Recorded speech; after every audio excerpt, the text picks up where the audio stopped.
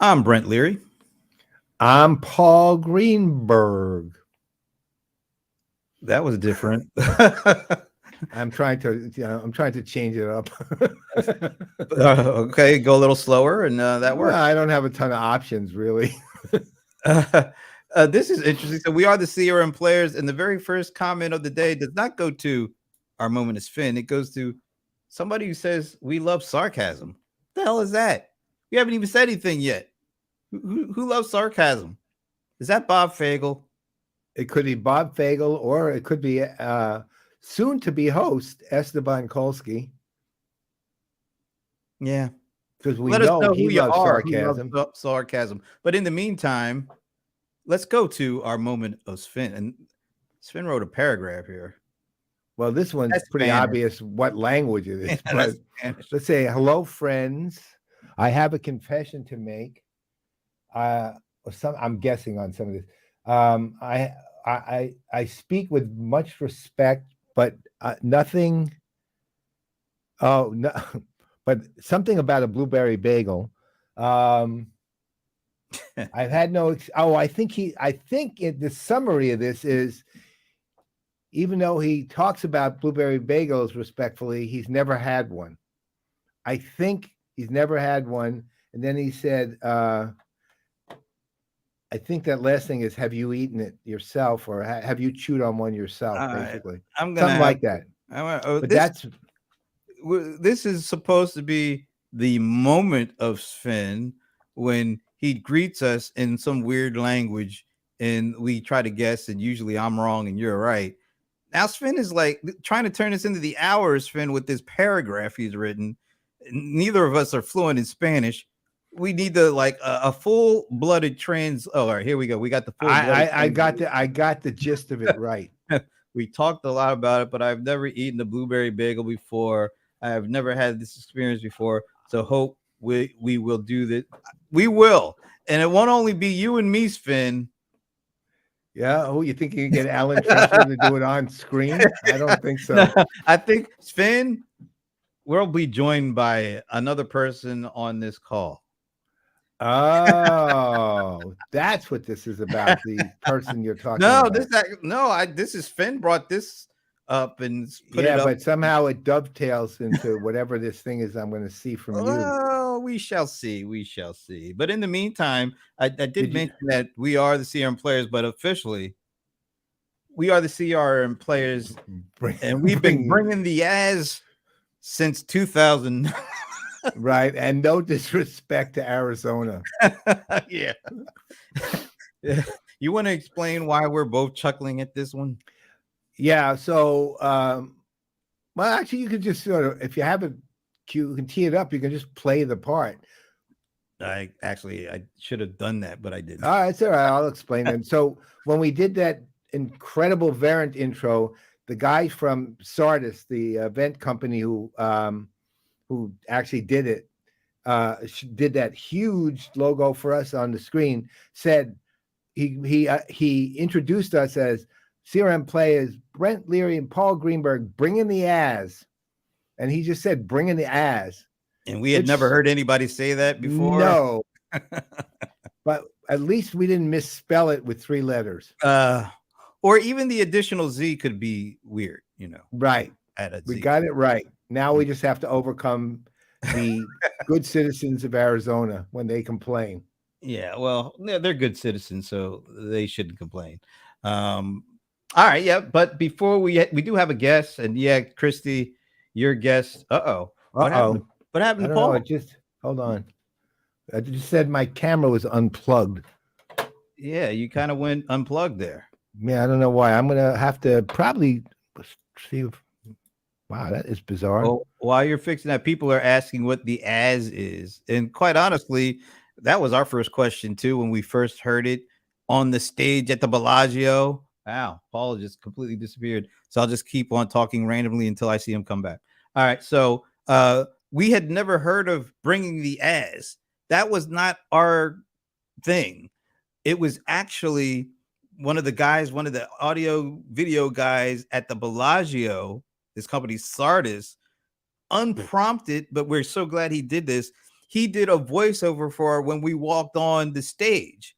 And so, as part of his voiceover, he says, "Here's the CRM players, Brent Leary and Paul Greenberg." And then there's a little space, and then he goes, "Bringing the ass."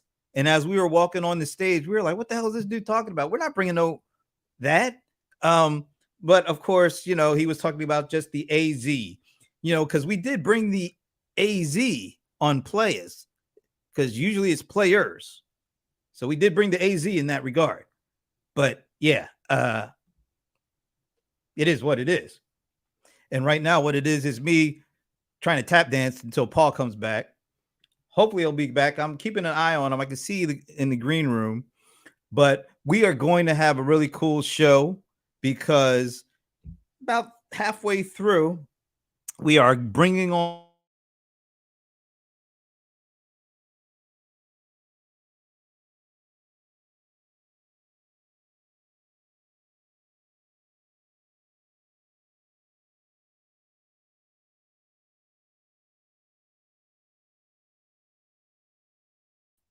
Okay, that was fun. LinkedIn just sort of went down there. I think LinkedIn doesn't like when we bring the ads, because Paul went out, then I just went out. I'm back. Paul's not back. I can see in the green room. I see some of our guests are here. Yeah, yeah. I see you, Rebecca. I see you waving. I see Mark. Mark will be coming on shortly, hopefully, uh, when Paul gets back. I don't know where he went. Maybe he's going out to get some blueberry bagels. Maybe we talked him up and he decided, you know what, I've been holding out for far too long. It's time. I'm going to do this. Yeah, we went to black there for I don't know, for like I went to fade to black for a split second. Paul is still fading apparently, so hopefully he'll be back soon. Michael Thomas Kramer was forgot about that episode of Seinfeld. Yeah, that was a good one. Thank you, Sahil. You know what? This is I've been playing around with the new camera. Both Paul and I got this new camera. It's a Lumix S5 Mark X2 or 2X. I don't know. And we got new cameras and new lenses, and I'm using that camera lens combination right here. Thank you, Rebecca. And so just playing around with it. Thank you, Joshua. I'm winging it, dude. Oh, but I don't have to wing it anymore because I was gonna say my wingman is back, but no. Fair enough. So apparently my Chrome browser did what it did again out of the blue this time. Usually it fails me before we start. Just dropped it. So I am on, I shudder to say, Firefox. Well, all I can say is maybe Chrome doesn't like when we bring the ads. Maybe that's apparently Chrome must have been created by someone from Arizona. All right, so why don't we do this, because we have our guest and he just dropped out again. What the heck? That's so funny. He literally, as I was getting ready to turn to him for the introduction, he just dropped out. This is really pretty interesting. Yeah, now Godfather versus the Wingman. That's like a mano y mano, or I don't know. Anyway, I'm going to set this up. Wait a minute. Even my slide deck went? No, let me bring my slides back in. So in the meantime, we're going to get this worked out because we have so much to talk to. We have a new friend that we want to introduce to the show. Now that's the best statement of the day so far. Yep. Chrome is the ass. And yeah, all this wing talk, I am kind of getting hungry for some wings. So yeah. All right. So what I was going to say is, before we bring our guests out, I let me bring my slides back, because I want you to just let folks know about what we're deciding to do with all this additional gear that we have laying around. Okay. Well, I'm waiting for your slide.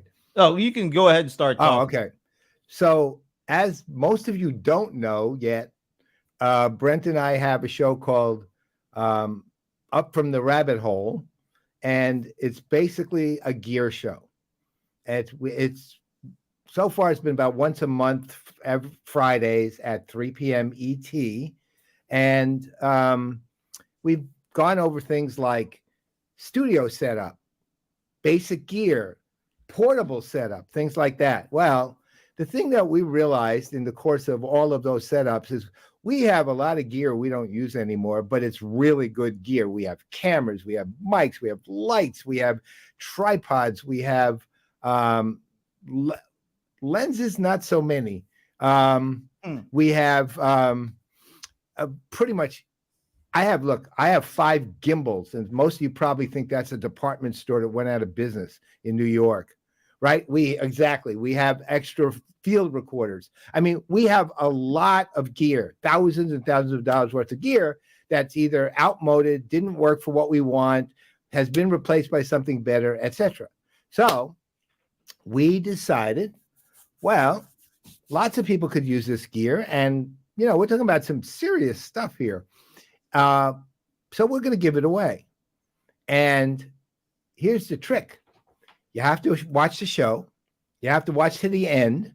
And the first person who gets to us at the end of the show will win that particular piece of kit, as they call it, that show, or those pieces of kit. There may be 2 or 3 things we give away in a single show, but you're going to have to pretty much watch the entire show if you want to. And so if you want to, though, the deal is it's kind of an endurance contest. If you can put up with us for an hour, you have a really good shot at winning something that will save you potentially thousands of dollars, right? So that's it. And it's going to be, again, we're talking about a significant amount of stuff here, nothing cheap. And we'll be advertising it in a lot of places. So, and occasionally, we'll come up with some unique contests or raffles or ways to get the gear too. Yeah. So that's, I think, about the best I can tell you now. Yeah. Stay tuned. The great gear giveaway. How you like that? GGG. Yep. And it's going to be a regular event. But I tell you what, I don't like. I don't know if it's a StreamYard or if it's it has to be StreamYard. That slide did not have the great gear covering my mouth. So I don't know what the deal is with the processing on the StreamYard, but let's get that corrected. I think Az is sending you a hint. All right. So why don't you introduce our first guest, the first timer, and as usual, I turn things over to the venerable Paul Greenberg. For today. All right. So this is really kind of different and interesting. This gentleman, I didn't even know him a month and a half ago.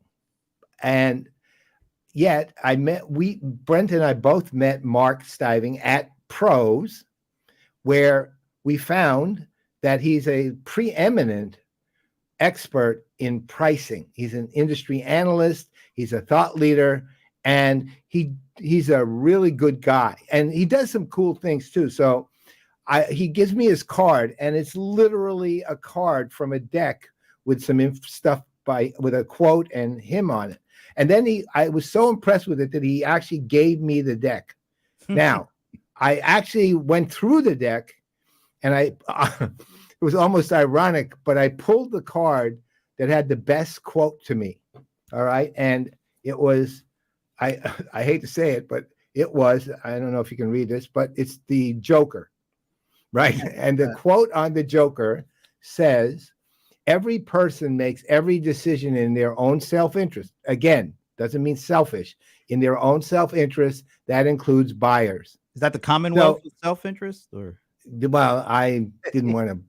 It's his show right now, not mine, right? So, but it's very cool. He's a cool guy. He knows more than I barely can spell the word pricing properly. This guy knows everything there is to know about it. I went and did some research on him, and I want to bring him on because I have some fundamental, basic questions that I think all of you need to hear from a guy who really knows the field. Did you Mark say his name? Stiving, come Okay. on. I was waiting for the name part. There it goes. There he is. How you Paul, doing? that was the best introduction ever. Hey, This- Mark, that's why I always turn it over to him, because if it were left up to me, you would be introduced. We got a guy named Mark coming on. Come on, Mark. No, when you and I were talking at Pros, you're just a really cool guy, and that was noticeable. But then I also the most wanted. No, I don't think so. I also did like research too, and I mean, you nailed this stuff, and it's complicated. It's complex, I guess, is a better term for it. So I think you're like the ideal person to introduce people to how to even think about pricing, why they should think about pricing. Also talk a bit about the Pros conference and so on. But before we even get there, what's your history, man? I know you probably didn't come into the world as a poker player, gambler, but I'm thinking you're somewhere there now. I wish. So back when I was 12 years old, I remember going to the grocery store and seeing prices that ended in 9, right? 69, 99. And I always wondered, why do companies do that? Right? Do they think we're stupid? And we know 99 is $1. Right. About 20 years later, I found myself in a doctoral program at UC Berkeley, and I had a chance to play with scanner panel data. Now, this is the data that grocery stores collect when you use your loyalty card. Okay. I could statistically test whether this 9-cent thing works or not. And it turns out it does. And then by creating different models, I could figure out, why does it work? And I became absolutely addicted to understanding how people use prices to make decisions. So you're saying you're understanding, you have the deep understanding of the behavior of people relative. Okay, well, I'm going to bite on something here. Why? I mean, I don't think, to your point, what do they think? We're stupid? But apparently people get into it. Somehow a penny makes a difference. I mean, why? It's okay. It isn't that the penny makes a difference. It's that we are lazy subtractors. When we're choosing between two products, we want to say, hey, what's the price difference? And we subtract two prices. So if you subtract $299 from $400, to a lot of people, that looks like a $200 or $200 difference. Right. We just ignored the right-hand digits, and all we did was subtract the left-hand digits. And so I'll ask you this question. When's the last time when you bought gas, you looked at the 9/10 of a cent on the gas sign and let that make part of your decision process? Good point. Well, Mark. No, never. That's amazing. So, all right. So now let's take it to sort of the bigger picture, because you're dealing, and we are in a different way, but you're dealing with kind of big dollar pricing, meaning $1.5 million.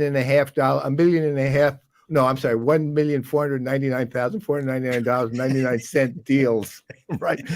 So how does, when you're talking to somebody, let's say you're trying to help figure out a pricing model that works for them as a company, and then I want to get to the buyer side of it too. This is the seller side. What are the factors you tell them to be thinking about when they're building this kind of model? Yeah, I think that's a fabulous question. The thing to realize is the only thing that matters if you are a company trying to set a price, the only thing that matters is how your customers perceive the value of your products. Okay. Right. And so it's what we call, every pricing person uses what we call value-based pricing. Value-based pricing simply means charge what a customer is willing to pay. Now, it turns out that's impossible to do because we can't read somebody's mind. We have no idea how much they're really willing to pay. Right. So our goal is to get closer and closer to that one answer. And we do that by understanding how they go about valuing our products. And so then I probably have a dozen different frameworks that I use. And the complexity of pricing is being able to pull the right framework at the right time and saying, oh, let's go apply this now. Okay. there are certain things that I try to start with all the time and say, does this fit? Does this not fit? So, in today's world in software, boy, I want to do a subscription if I can.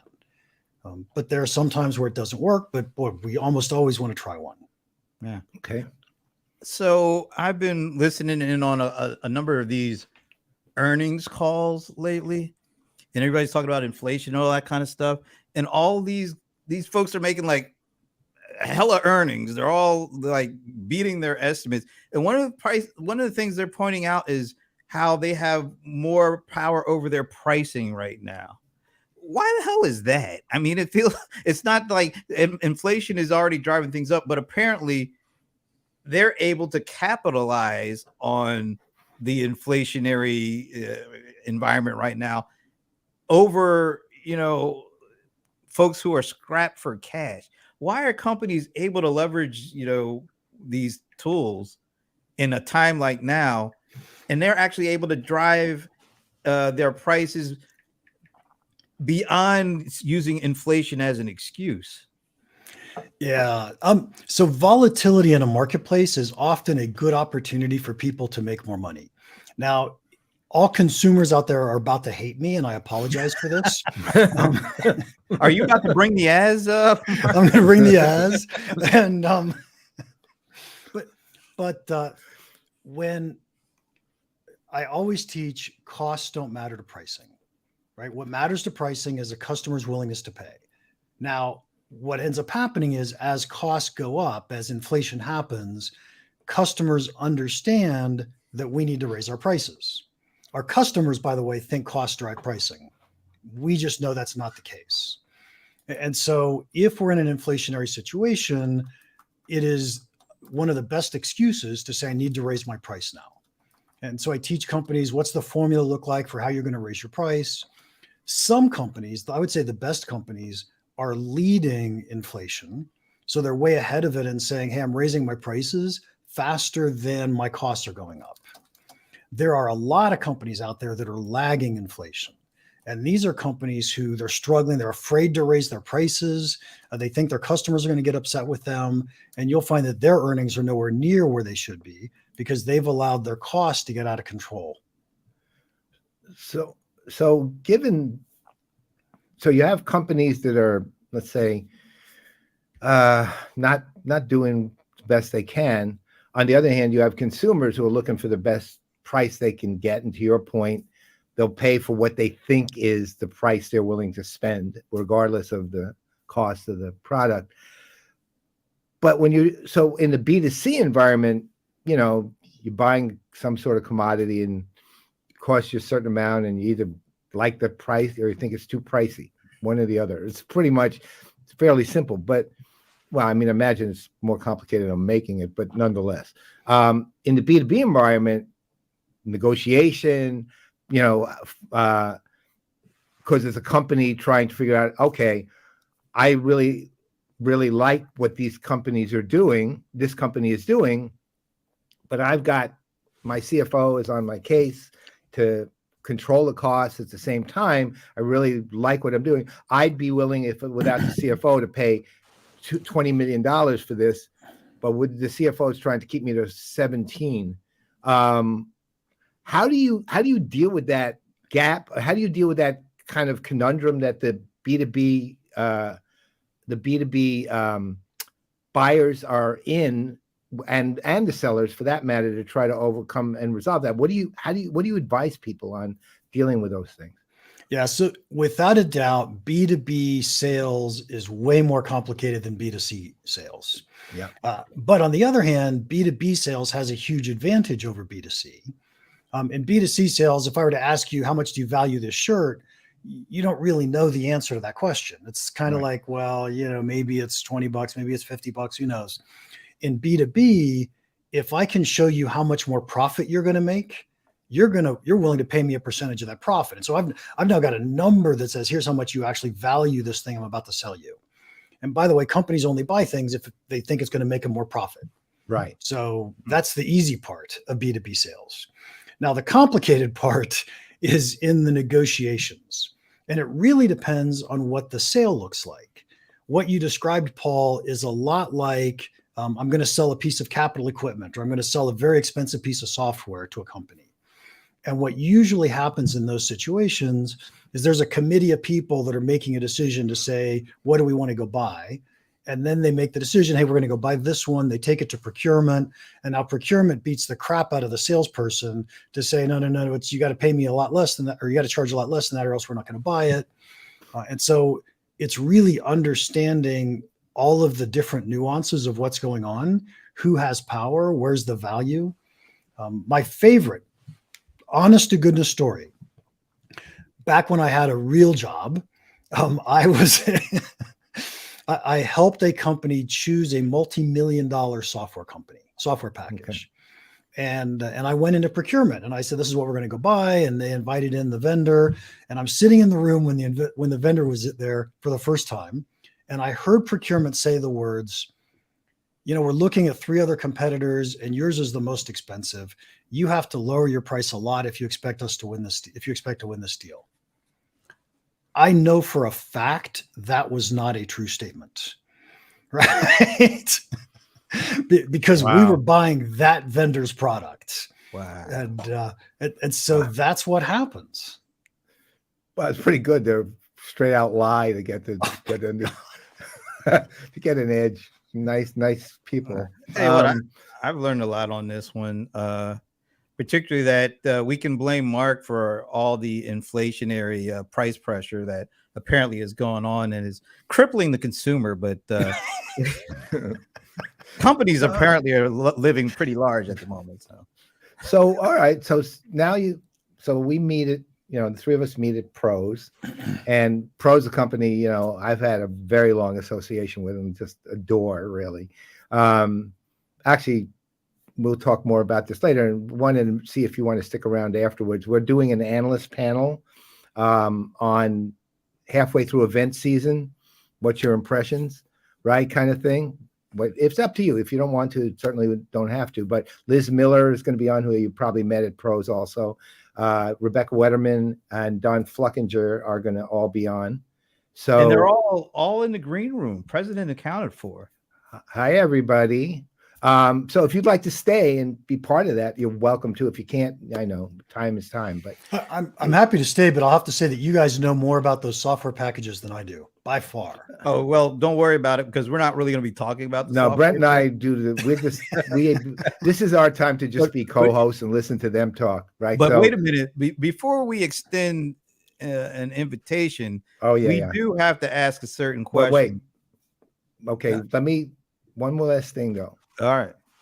Just not Pros, the conference here, Pros, the company, that Pros, what they do. I mean, how do you feel? Do you feel that they're like, they deserve their status as, let's call it best in class, the number one market leader, et cetera, or they have things they need to do? I mean, it can be as polite and benign as you like, but if you care to say anything else, I love them. But I do blame them for paying more on airline prices. Yeah, I think that Pros tackled the single hardest business to do pricing in exceptionally well. And that's the whole travel industry, airline industry. Yep. You've got perishable goods there, constantly changing prices. So I think they did a fantastic job with all of that.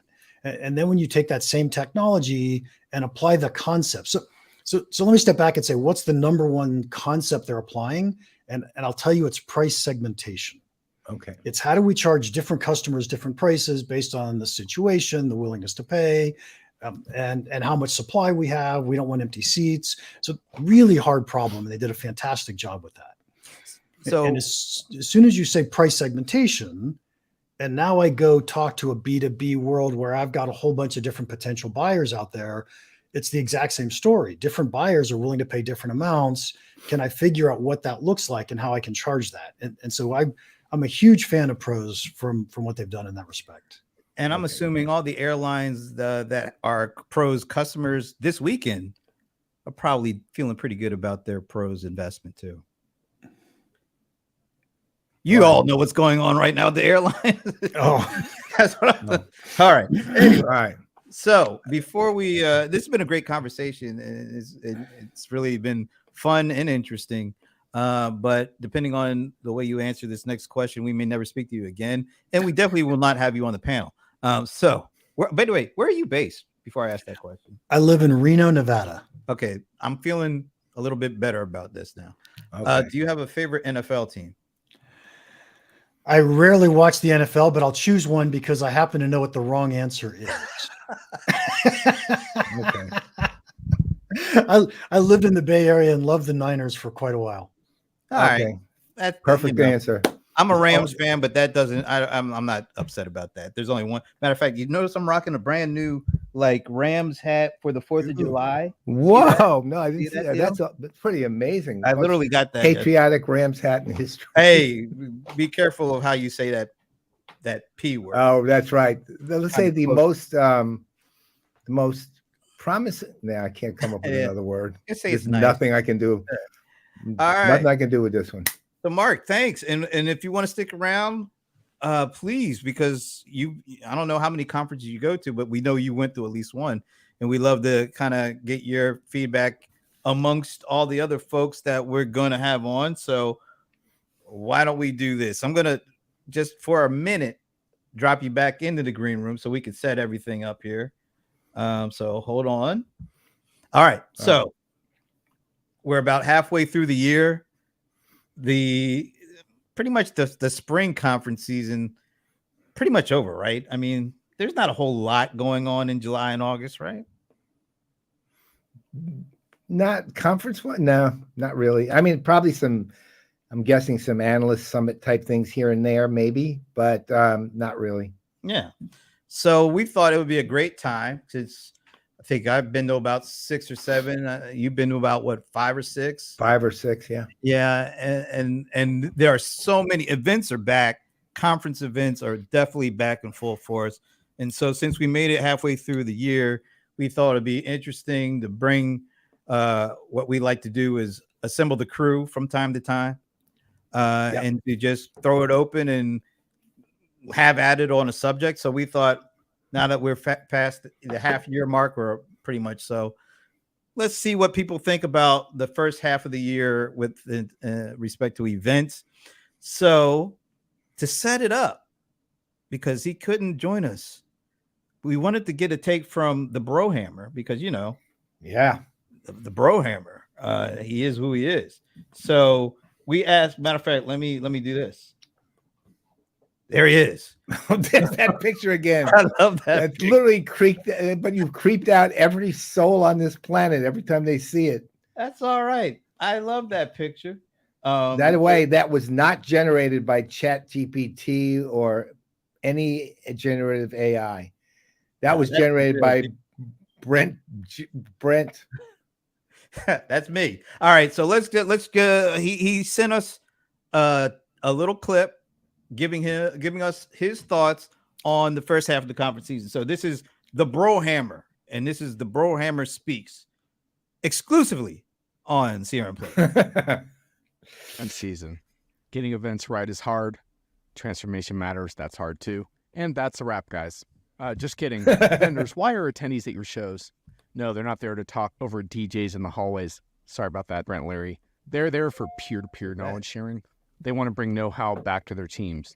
Your virtual event access matters. Your virtual event access mostly still stinks. Air travel stinks also. People maybe don't want to start your event at the crack of dawn. They arrive tired. And your over-moderated panels stink also. Have confidence in your customers. The quote of the spring from a customer, no offense to crypto fans, but this is real. This is not crypto. There are real use cases. This is a priority for us. Blammo. Generative AI definitely has worthwhile use cases across industries. However, enterprise-grade generative AI isn't ready yet, and I think vendors maybe forgot to mention that on the keynote stage. So I hope that everyone watching today is able to look past those hype balloons bursting all over the stage and see all the cool stuff customers are actually doing, which I'm not going to rattle off now, but I saw everything from live commerce on TikTok, 20,000 SKUs updated daily, recommendation engine, selling across borders, competing with Amazon. This stuff's happening. If your marketing team is using 40 different applications, generative AI can't save you from yourself. And generative AI writes crappy overconfident, buzzword-infested content. If ChatGPT writes as well as your marketing team, there's something wrong with your marketing team, and I'm out. It's like a mic drop from the Brohammer. The I was Brohammer about to dropped say the the mic. Brohammer dropped the hammer. Right. You know so, what? The funny thing is, he said he wasn't going to go into the examples, and then he went right into the examples, which was okay with me. It's kind of worked for me. But you got to love the Brohammer. All right, so we heard from the Brohammer.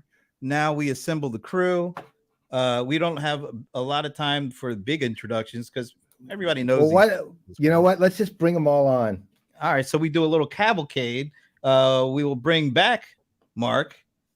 We will bring in Rebecca and Patrick. Hi, Patrick. Hey, Rebecca. We bring in Liz. Hey, Liz. And we bring in. Y'all are great. Hi, Patrick. And there's Mr. Fluckinger. Hey, team. The whole crew is here. Thank you. And that includes Patrick, of course, because Patrick is a part of the crew here.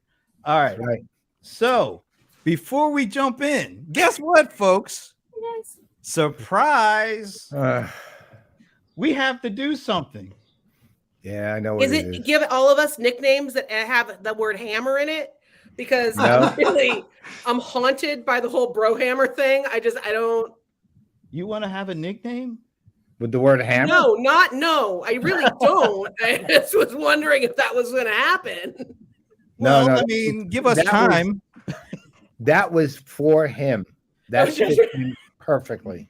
You can give me a minute or two. Or, I will come up with one before the segment is over. Patrick's already given up. Patrick is just staring out the window. Guess what you guys are going to be a part of for the first time ever. It's not just Stump the Godfather, but it is Stump the Godfather.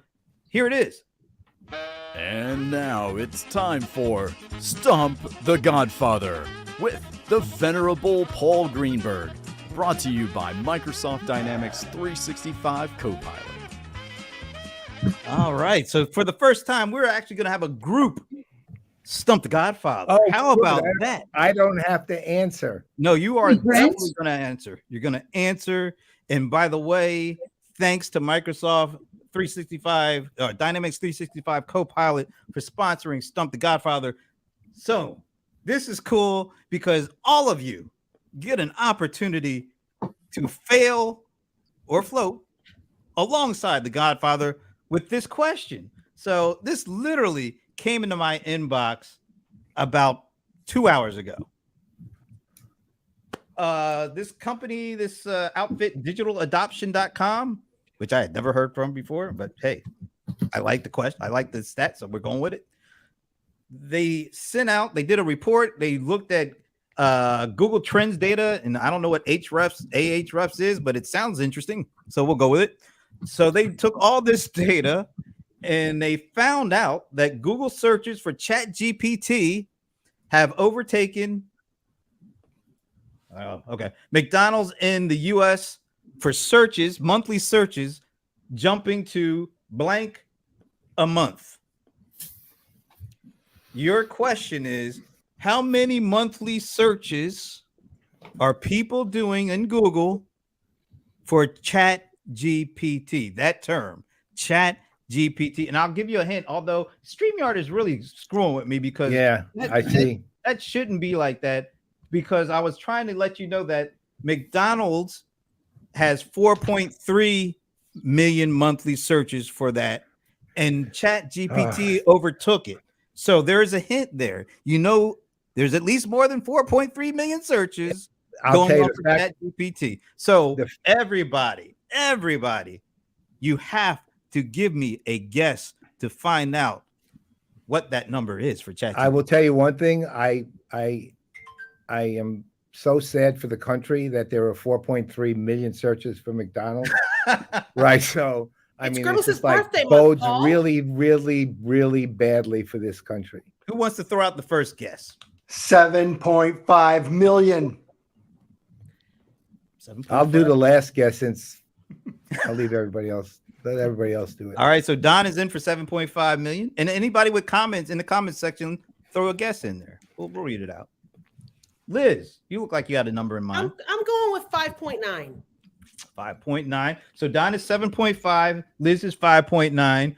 Rebecca, do you have to confer with Patrick to get a guess in, or? Yeah. Patrick's napping, so I'll have to go out on this. He's falling asleep. 11 million. 11. Go big or go So home. she's going right. big. That's So we right. got 11 for Rebecca. We've got 7.5 for Don. We've got 5. What was that, Liz? 5 point what? 9. 5.9. We did 5.91357. Let's go crazy. We got 5.5. That's a Gartner. That's a Gartner stat. 14159. That's a Gartner All stat. Mark, what do you want to throw out there? I was going to say over billion hamburgers served. Ooh, good answer, Mark. That's all right. I think I'm going with 5.2. Oh, come on, Mark. Kind of undercut That's the a Price is there. Right move right there. That's a Kneecapping Liz. 5.8, but you know, Ooh. All right, so let me recap.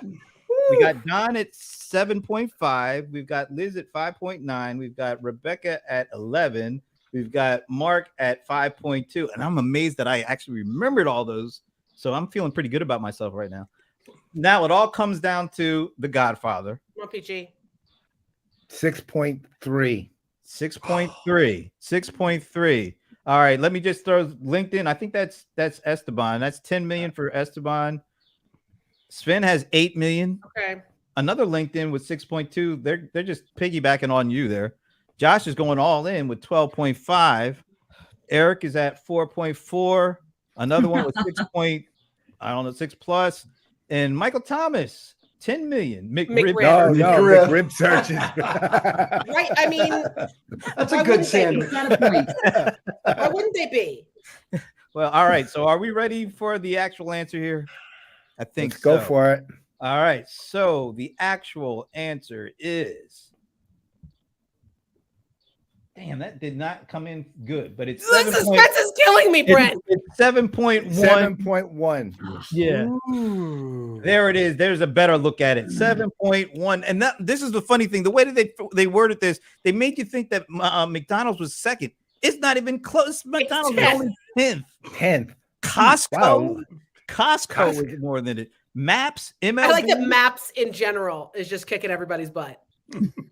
So right now, Wow. ChatGPT has just stormed everything. But you notice I left number 5 blank. You know why I left that blank?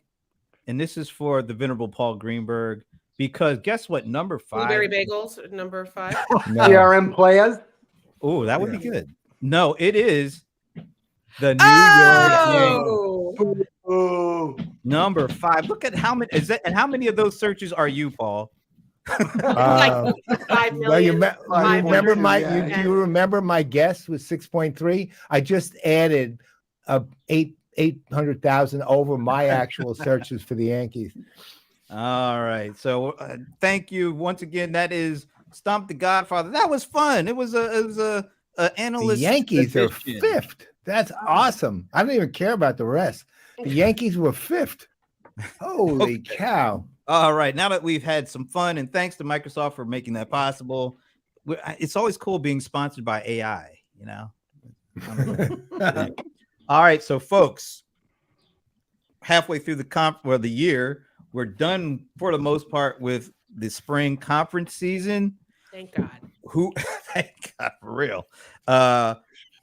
Whoever wants to jump in with some initial overarching impressions, tell us how many events you've gone to and kind of what your top takeaways, good, bad, and ugly, for the season so far that you've had specifically. So I'm going to start because I know Liz and Rebecca, you guys have probably gone to more than anybody. No, I just have a quick question before we start this. Sure. Are we going all the way back to March, or are we just counting that as winter? No, it counts. Yeah, the Okay. first half of the It's year. first Calendar half year. of the year. Oh, first half of the year. Oh, for the love. Okay. Now, you know what? Let me say this. The Zoho India trip, that's such a special case. That's an I don't- anomaly. Yeah. Right. So Yeah. everything Yeah, outside yeah. of that.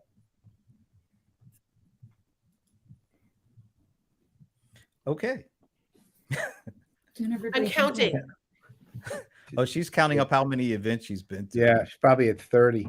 Use both hands and maybe a foot. Oh my God. He's saying 23. I'm seeing that. 6.9 million. I hit 27 and I'm not happy. I hadn't actually quantified that. Wait a minute, you've been to 27. 27 events? You like physical events? Or virtual 27. Oh my God. That's insane, Liz. That's I need horrible, to- Liz. I need to not do that again, ever. Yes. Again, ever. Do you even have a home?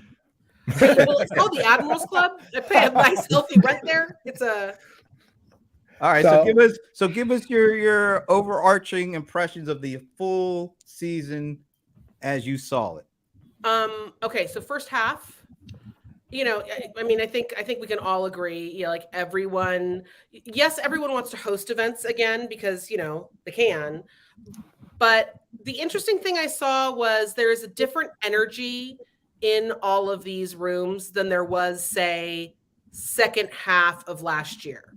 Right? Like second half of last year, there was still that like, oh my God. We're like, we're saying hi to people. I just shook someone's hand. Like there was still that kind of frenetic stuff in the air. I kind of felt like attendees were a lot more serious coming into the first half. And I saw this kind of everywhere. Like Adobe Summit was like, people were super serious as it wasn't the big party. Connections, like in Chicago, like it was like people were serious. It wasn't like, let's have the beach balls going wild. Like people were just kind of getting to work. It was a lot of customers wanting to, I think John's point was spot on. Customers wanted to hear best practices from other customers. They didn't necessarily, I think the grumble that I heard a lot from people was they didn't want to be wowed. They wanted to get like new ideas. So yeah, that was kind of, I clearly all of the events have run in together to be one weird blur of bad muffins and soggy fruit plates. But Also, talk a little bit to what you saw as, which is kind of an obvious answer here, but the overarching theme of most of these events and whether or not that was a good thing or a bad thing. Okay. Here's the keynote. Wait, we can all probably say it along together. Dawn, Rebecca, and I could probably give this keynote all at the same time. So step 1, walk out on the stage, say that we're really excited to be back together. Oh my God, it's so good to be back in person. Step 2, we've got AI. Step 3, it will not replace you. Yeah, it will not. Yeah. It will not replace you. Step 4, but this is new, but we've been doing it forever. It's not new for us. The AI is Everybody else, nobody else knows what they're doing. Everyone else is wrong with it. We're the best at it. And then like the rest of the product announcements. Number 5, it's vaporware. It'll be out at the end of 2024. Such a cynical It's in crowd beta here. next Yeah. year. Yeah. Well, let's put it this way. One thing that Brent and I had noticed is that 1 or 2 conferences actually handled it better in terms of how they thought about it rather than make it big and shiny. Did you run across conferences like that? Which ones where they actually were handling it? Like in our case, we noticed Verint really handled it well. They just basically brought it in and under, and it became part of the fabric of what their conversation was about, rather than here's the new shiny version of ChatGPT we have, right? They actually did a really good job at that kind of integration. And first, look, let's face it, most of the conferences, they could not talk about it. They pretty much had to. Right. But it was how they handled it made a big difference in terms of impact on the crowds themselves. So do you guys have any conferences you thought handled it well? Well, Appian, obviously Brian's talking to that. I thought ServiceNow Don, handled Rebecca, it Mark. really well. What was that? Rebecca said I thought ServiceNow handled it particularly well in terms of grounding it technically. Obviously, they have a lot more technical audience than some of the other folks, right? But in terms of explaining their approach, large models versus small models, how you pick a model, those sort of aspects, I thought they did a really good job of showing really their thoughtful approach to it. And Mark, what did you think in terms of like the way pros handled it? Yeah, so I could count my number of sessions there were two. So I went to Pros and I saw Model N. I thought Pros did a really nice job. I enjoyed it. Now I don't have all the other ones to compare it to. And what I loved about Model N is I don't think they said the words AI the entire time. Really? Did they acknowledge it in any way in the word Sure. but it did? Sure, but they're not there for price optimization as much as they are for price execution. It's a slightly different role. So Yeah. well, let's see, but those are the things. I mean, if presuming everybody is, let's say, the people attending are more serious than they have been, that's exactly what they want to hear is, how do you help me? And how do these other, and what can I learn? And I mean, rather than, wow, shiny and new. Because the bulk, I mean, I went to 5 or 6 conferences, that was it. And I'm trying to literally retire here. So it's not working totally well yet, but Yeah. I'm on the path. I would have been to more conferences by now if I hadn't. Hey, let me turn to Don, because Don is interesting. Oh, for a number of reasons, like jazz music and all that kind of stuff. Great sneakers when you see him in the concert. But Shoe game. he was actually on the reporter side and writer side for years.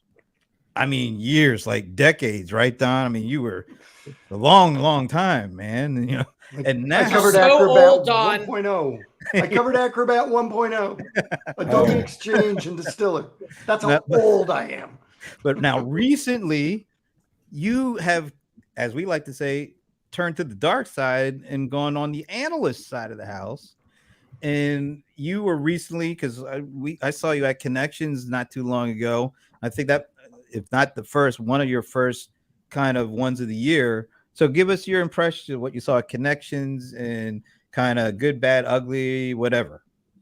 Well, I just find it interesting that this time around, with the wave of generative AI tools, you know, when AI first started, I mean, AI's been around forever, but really we started seeing commercialized tools, you know, Salesforce Einstein or whatever, in the mid-teens, right? They were talking about efficiency, workflow, we're going to save you time, we're going to do this and that. And now the dialogue around generative AI is safety, trust, protecting it. They're using a completely different vocabulary. So I think they learned some lessons from the first time around. And I think they're going to market with trust forward, just like Salesforce did. I think the vendors that are going to have the most success in this market are the ones who lead with trust and security this time around. Especially since there's a new class action lawsuit against OpenAI and how they build out all that data and how they train their model, right? So it's you know, it's going to get a lot bumpier before it gets better. But yeah, amen, Don. Hey, any general thoughts?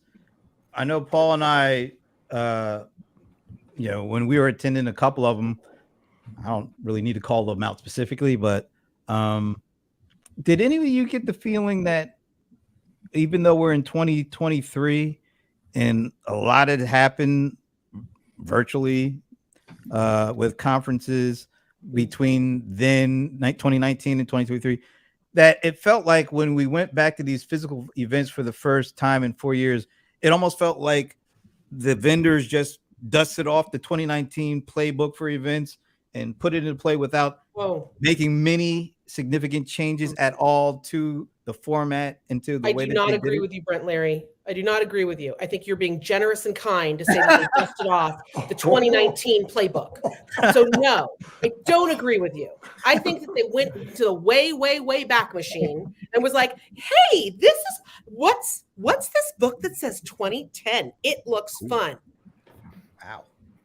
It was like all the muscle memory came flooding back. And you know, what boggled my mind the entire time, like there really wasn't a conference that changed their personal thing. I will say the funny thing that has happened is you have to watch out for those boom cameras now when everyone wants to do a hybrid event, and they've got those dang cameras that, like, if you're sitting anywhere in the first 3 rows, you're like, here it comes.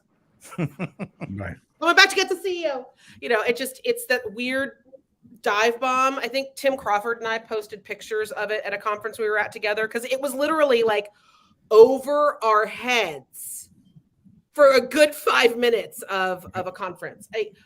When you were saying what we liked about AI, I will say I'm going to give out like 2 positive shout outs to Pros and to Pega, the 2 P conferences, because when they talked about AI, they didn't talk about AI without bringing the nerdy, right? Like they brought the firepower, right? When you bust out your 2 doctors, you got Rob Walker and you got Dr. You brought it was like all thriller, no filler. Like let's bring the folks out who are going to talk about AI. They're going to talk about it in a real way. We're going to talk about the models. We're going to talk about where the data comes from. We're going to talk about all of that. I mean, I would dare anyone to kind of find people smarter than folks like Dr. Michael Wu, who's going to talk about AI and in a really tangible way. So I think when people, I would say, if you're going to lead your show off with we're AI, like bring the power, bring the firepower. Like don't be afraid that it gets too nerdy, because I mean people were just leaning in. I thought both of those 2 individual segments on AI I thought were fantastic from Pros and from Pega. Did anyone else feel like we've sort of lost our muscle memory on having human conversations and things seemed much more scripted than they used to be? Yes. I forgot how to do eye contact. It's like I've been staring at Zooms and StreamYards and Teams for so long.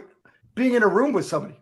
Am I looking too much? Am I looking not enough? But they forgot how to welcome people. Spontaneous conversations as well as the customer conversations on stage. Yeah. I'm so glad you guys. I'm glad you're mentioning that, because I was some of those. It felt so constricted and so stiff.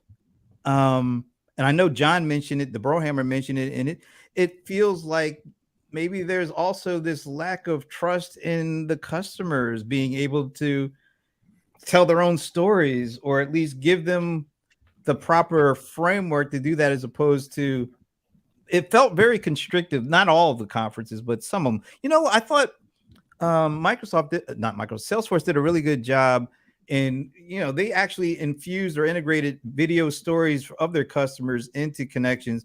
And I thought that was a really great way that they were able to do it. It was concise, it was compelling, it looked good, it sounded great, and it didn't feel like they were trying to stick to a script on stage. Whereas there were some conferences where their users it really felt like these guys were afraid to go outside the lines for anything. And every sentence started with, and that's the reason why I love working with, like, it felt like they felt beholden to, like, it was awkward and icky. Right. I mean, they actually literally, that was a regressive step even past where they were going in 2019. I mean, there was some, like Pega especially used to put up these brilliant custom. Look, I mean, what always strikes me funny is everyone wants to have customer stories, but you have to remember the customer needs to be able to actually talk to people. They have to know how to do it, right? It's not like you go up there and you're reading a script and you're memorizing your lines, and it sounds horrible when you do that. And there were some very nice people doing that, but they were doing that, and it was obvious. The other thing another aspect of this thing, that one of the things we ran across this at a couple of conferences, a few of them really, was like, Brent and I always do the watch parties, which multiple of you have participated in.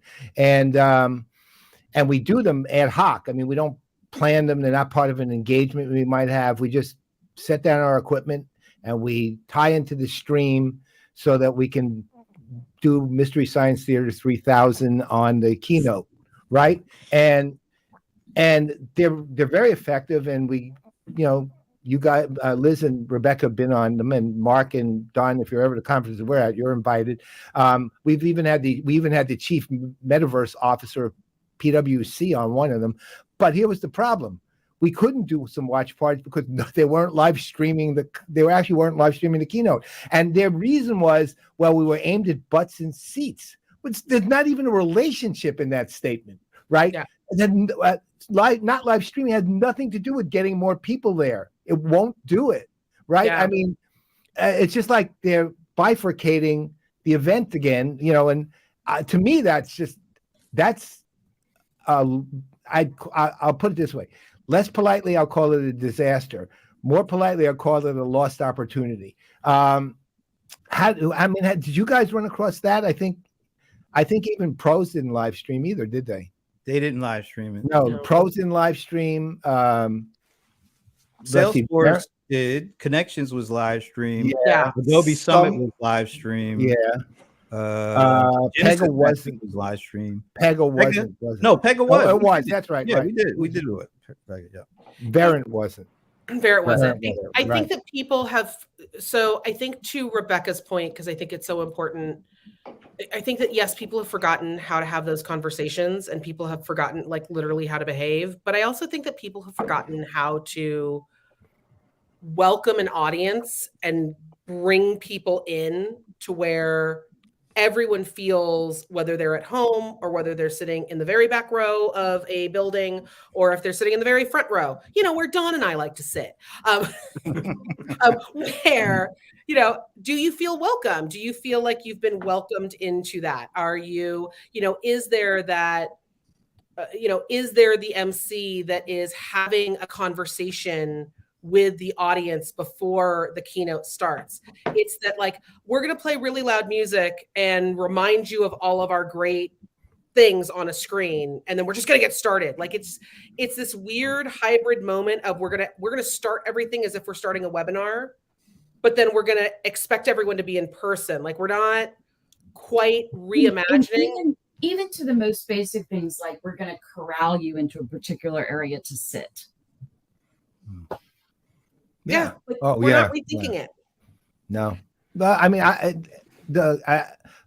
one final question before we wrap. So each of you, if you're recommending what the vendors who are still planning the second half have to do, each of you give us at least one thing that you think they should, and you're welcome to do one or two. Mark, why don't we start with you? Yeah, I'm going to give you a great one. Ignore you guys.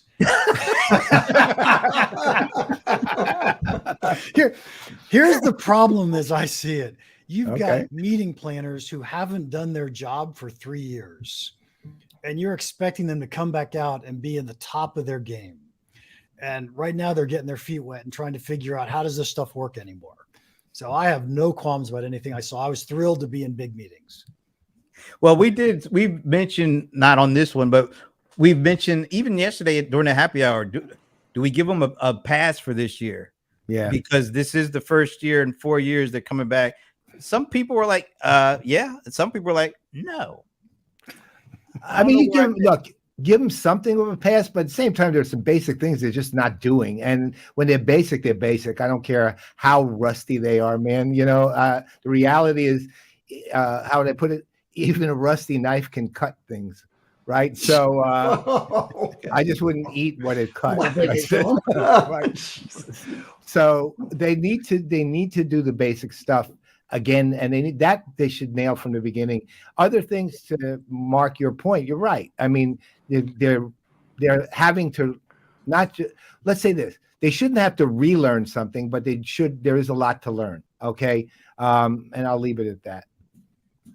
So everyone else? Make them dog friendly. You know what, Rebecca, you should just, every time you get your daily picture of Patrick that your husband sends you, you should just tell them to put it up on the big screen at all times. That would be pretty awesome. Don, what about you? Oh, they need to bring more excitement. I mean, as Liz pointed out, it's just sort of like this video and then here's our agenda. No, man, come out with the t-shirt cannons. Come out with miniature ponies. Have Ballmer screaming, developers. We need some energy, because it's like we're going to church or something. We're not going to get excited about something you're showing us. Just bring some excitement. Rebecca, I think Genesis did a good job of that last week. Remember, they had that crew of singers and people playing the fiddle. I thought it was like a really great way to bring it up. And even in pros, Espresso in a keynote is always a good thing. pros, they had that crew that talked about Ernest Shackleton. Shackleton. I was like, that was different, but it was interesting. I mean, it was, you know, Actually was. Grad Khan gave us donuts from the keynote stage too. That wasn't too And not only that, he gave us voodoo donuts, which are really really good donuts. Not bad. That was a good move. Liz, your last word? I'm gonna say stop navel gazing.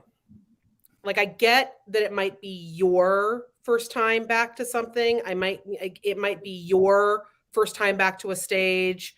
It might be the first time you are bringing your customers together, but I can't think of a single customer that only works with one vendor that's only gone to a conference, right? Your customer very likely went to an event last year or very likely went to an event in the first half of the year. They're not just coming to you. So don't navel gaze so much. Which brings it back to make it dog friendly, but also make it human friendly. Well, that's what it's supposed to like be. Like remember that as much as you're excited to be back, they need something to be excited about, right? And I think the big thing is that the thing they're getting excited about is not coming back to see you. It's about coming back to see each other.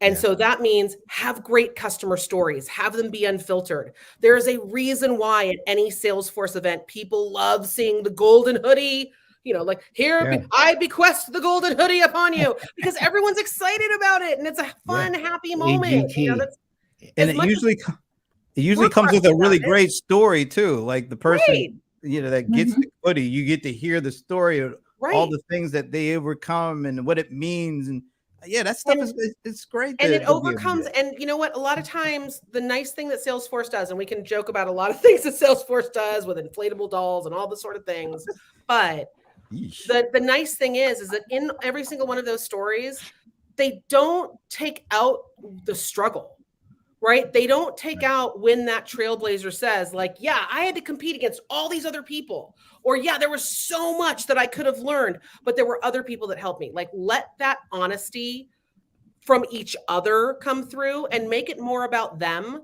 than you do about you. And as a marketer, and in all due respect, listen, we used to be at a point with event marketing where we used to talk to each other a heck of a lot more. And now we're just talking to our organizations. So event marketers used to learn from each other. They used to learn all the tips and tricks from each other. Hey, how did it go? It used to be a community. We need to get back to that. All right. Did we get Rebecca? I can't remember. Human friendly. Okay. Human Dogs. friendly. Dog and human friendly. Dogs. I think they all need to bring the ass too. I think that's the missing component, but that's bring the ass. Bring the ass, whatever that means. All right, folks. Thanks so much for doing this, for joining us, for sharing your thoughts. We will see you. I guess things will start picking back up after the Labor Day weekend, and stay away from airports as much as you can until then. But thanks all. Have a great holiday weekend. And Paul and I will see you on the road. So later. Bye, guys. Bye, guys. It was awesome. All right. Bye. All right. That was fun. That was great. And Mark's lessons on pricing were pretty awesome. They were, but we can blame him for everything now, because quite honestly, it's awesome for the companies, not awesome for the consumers, if that's the way they're thinking. Jesus. All right. But it was cool. I'm glad that you invited him on, because I learned a lot. That was fun. Plus, he had a good sense of humor. He has a great sense of humor. It's awesome. All right. Any last thoughts on the last? No, I mean, the only other thing was, again, just the summary of a conference is very simple. A year from now, they'll probably, because it was so overwhelming, remember that the theme was AI and related to AI, but typically they'll remember how they felt a lot more than they remember what it was about. And so goes to all the points is we can't forget that kind of stuff. We got to bring it, you got to make it worth, the person's got to feel that they're at a conference worth being at, and do it and getting what they need to get out of it. And it's time to shake out the rust, but you have to move pretty quick on it, because you don't got the time in the business side of it. I will say this. I kind of agree with Brian. we can check out the rust on some of the foods. Yeah. Some of it was good, but some of it was it wasn't that great. No. All right. You know what? I think we were all kind of, being honest with our criticism.